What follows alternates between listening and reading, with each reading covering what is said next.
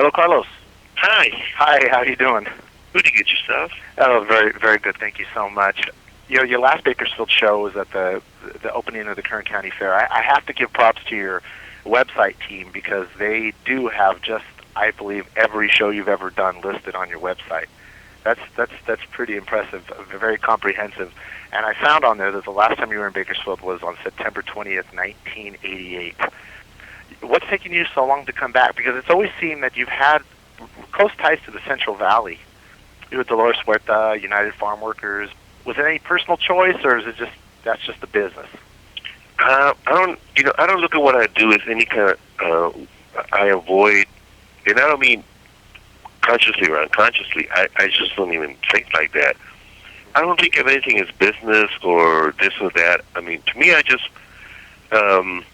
I follow the green light. And the green light's been taking me to Jerusalem and to Russia and other different places because my family has really grown. The family that I am, I started doing a lot of Fresno in the beginning before we even recorded an album, and the only word of mouth that we had was playing in Fresno and Santa Barbara and Bakersfield like that, But once we grew up, it after Woodstock, it just kept growing and growing. And so I just kind of follow the green light. Right now, the green light takes us to Bakersfield, and I feel really happy because when people see who we are and how we do and why we do, it's so different than with all respect to other bands, because other bands, they don't have as powerful passion for compassion or passion for just, excuse the expression, whooping some serious ass. Because a lot of bands don't play, a lot of bands my age, and even bands half my age, they don't play with that kind of, for 3 hours, with that kind of intensity. Yeah. They do the ropa-dopa a lot, and they kind of close a lot. They put it on cruise control, and we like it to be on all cylinders hot, not frantic or desperate, but we want to assault your senses, man. Because for us the goal is to make people get out their seats, dance, cry, and laugh at the same time, like they just received the Holy Ghost, or you're a grandparent and you just had your first baby from your child come out, and you're celebrating something that is beyond the illusion of fear or the illusion of disappointments or all that kind of stuff. And so that's the kind of music that we play. We utilize the songs as vehicles to really inject into people something that makes people significant, meaningful, and have a serious, supreme sense of self-worth, not arrogance. And so that's why, we are where we are. In the past, you've always seemed a little reserved in public. I think that's just more of a media thing until you hit the stage, of course, and you light up. Like you said, assaulting the senses. Surfing around your Facebook, see a lot of lighthearted photos of you and your bandmates, you and your wife, Cindy. And would you say that you're happier now than you were, say, 10 years ago during the whole, big supernatural era? Yes, I'm happiest. It's happier, happiest. I'm happiest now because this is a word that I think it starts messing with people, But I've been saying this word since 66, 67. Rearrange molecular structure on a molecular level or crystallize your intentions, motives, and purpose. People say crystallize. In other words, prioritize what's really important for you. I discarded a lot of fear. I'm more invested every day in being grateful because I have realized that all of us are students and teachers to one another. And so when I go on stage, I have way more energy than I ever had before because I realize that it's not an uphill battle anymore in my life. I found this person who we both love the same thing. We love Miles Davis and John Coltrane and Bob Marley and Marvin Gaye. And we're both serious musicians, seriously with fun music.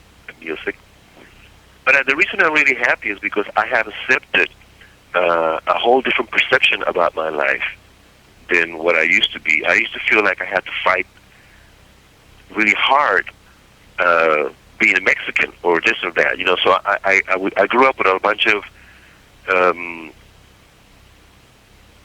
distorted way of looking at myself that I had to fight all the time with, like with the Black Panthers, or Cesar Chavez and Dolores. But you really don't have to fight anything. All you have to do is accept that if you trust, hope, faith, and trust, that's the fuel. Hope, faith, and trust.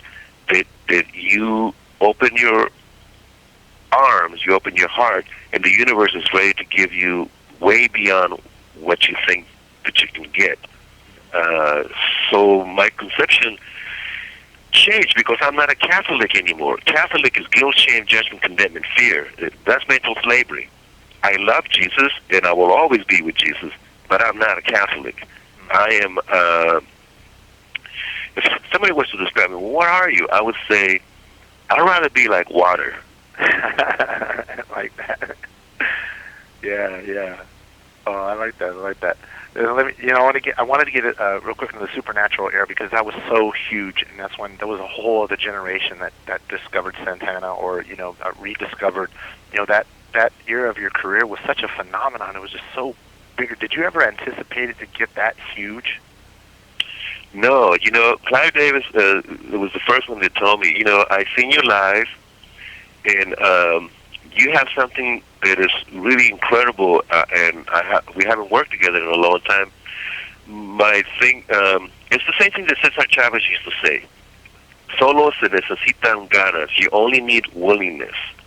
Willingness. With willingness, you can create the miracle. Do you have the willingness to go into a different arena and invite and allow Rob Thomas, Lauryn Hill, and everyone to write a song with you and for you?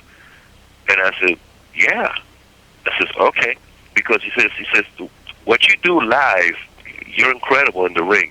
But there's another ring. It's called the radio. Mm-hmm. And that ring, you haven't been there since 73 or 72. And it has changed. So I want to know if you have the willingness, the capacity to have willingness to open yourself up to this new young writers and producers to come and share with you. And I was like, yeah, I have the willingness, And then it just happened. 25 or 27 times platinum, whatever it is. Yeah, it's amazing. I was looking at some of the numbers now, and it's been over 12 years, and it's absolutely amazing. Now the follow-up records were kind of in a similar vein, and were you concerned that a lot of the old school Santana fans were going to get a little bit tired of that, and saying, hey, man, I want you to bring back some of the jazzier conceptual days of stuff like, Caravanserai, Borboleta, stuff like that. Are you planning on doing stuff like that again, or are you just kind of... Yes, I see these coming out kind of like Caravanserai. It's mainly instrumental, no singers. It's just mainly songs that I've written. From 73 to 99, I did all of that. I'm not a water boy for people to tell me what to do and what they want me. I have to follow my own voice. And if you can relate to it, like a lot of people couldn't relate to Caravanserai after Abraxas. Yeah. Like, what is wrong with Carlos? We want Evil Wave. I'm like, dude, man, I'm going to follow my heart, and I hope you can follow the right, because I can't just wake up and. I'm not a jukebox that you put a quarter and I'm going to play only that.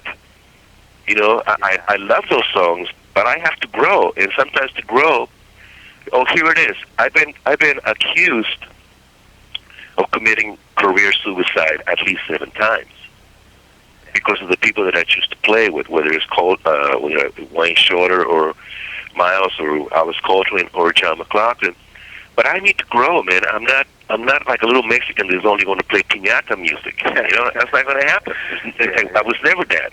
I love piñata music and I love being a Mexican, but you can't reduce me to that.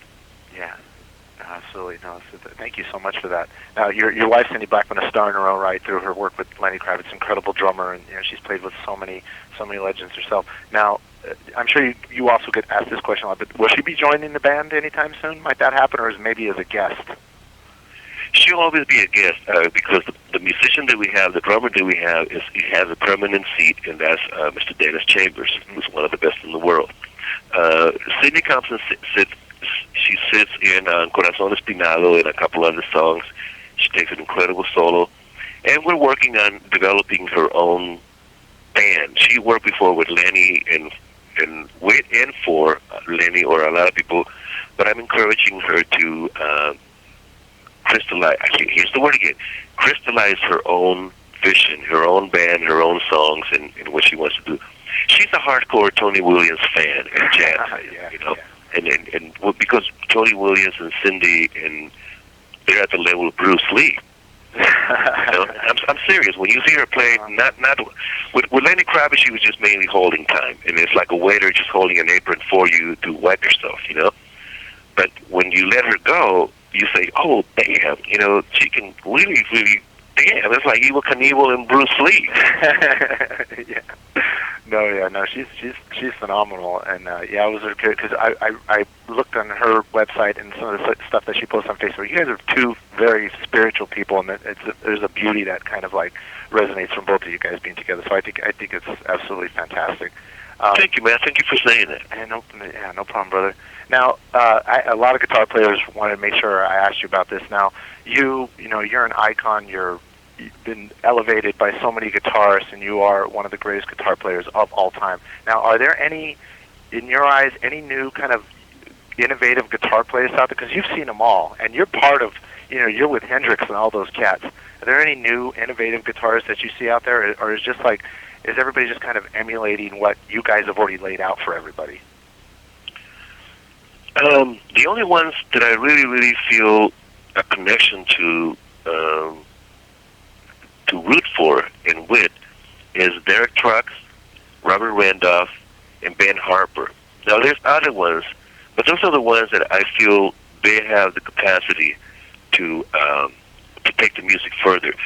The rest of them, most of them, they practice on the mirror how they look instead of like trailblazing. You know, once you have to practice the guitar on the mirror to how you look, you're not a guitar player. You're shucking and jiving entertainer. Now, Michael Jackson's a supreme musician and entertainer, and he was not shucking and jiving. But there's a difference for guitar. Because for guitar, you got to go to Stevie Ray and Buddy Guy and Jimi Hendrix and the rest of the musicians to find your own fingerprints. So I would just say, don't be lazy, man. You know, take your fingers for a long walk. I never call it practicing. I take my fingers for a walk with Stevie Ray, Marvin Gaye, Bob Marley, Coltrane, Miles, all that. I take my fingers for a walk with those guys. Yeah. And when I'm done, I can articulate their vocabulary to a certain extent. What's next for Carlos Santana? I mean, that's got to be a really broad question, but I mean, it seems like you've just done about everything. What's next, brother? Oh, the best is yet to come. You know, there's possibly doing an album with possibly John McLaughlin and Jeff Beck, called it Filthy McNasty Swamp African music, all African music. There's an album that I want to do just with my band, kind of jungle, electric jungle music. There's a thing that I want to do with Cindy. I think I want to do with my son. Mm-hmm. There's, you know, I'm not going to travel as much. 2012. I'm going to be in the studio, maybe recording 6 to 7 albums, and just go in the studio and just record a lot. Yeah, beautiful. Possibly with Willie Nelson. Oh, wow! Doing Willie Nelson, Bob Marley songs like "Baby, Baby, We Got a Date," you know, with a harmonica and a slide guitar, and you know, I can play norteño music, but I would have to put the ska in it. Yeah, I love it. Yes, the ska. I saw that you were on the website that you had the Bob Marley Studio 1 year is what you were currently listening to, and I know that you have the Bob Marley, like you and Bob Marley are kind of synonymous with each other in a lot of RSIs and music, the impact that you've had on the music world in history. But did you ever meet Bob? No, the time that I was going to meet him, he was already getting down with cancer, and he didn't make. The whole band showed up, but he couldn't come, and he put the band up, and he apologized to someone because by that time he was very ill. This was in 1980. But thank you so much. I gotta go. Right on, brother. Thank you so much, Carlos. We'll see you in Bakersfield. Take care. Bye.